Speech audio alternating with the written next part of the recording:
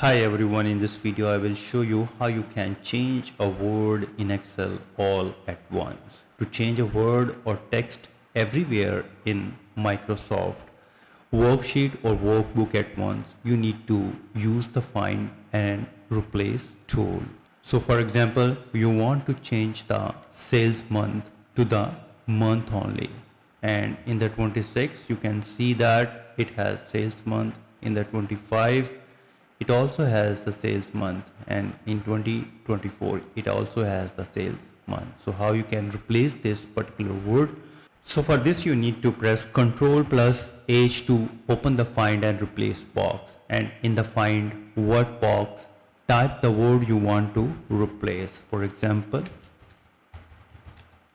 sales month you want to replace with months, and then click on the options.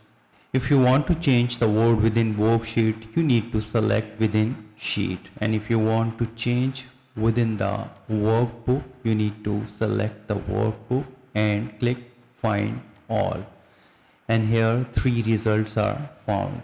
Click on that, replace all, and that's all. Three replacement have been made. Close it, and here you can see that it has been replaced months. Here is also months, and here is also months.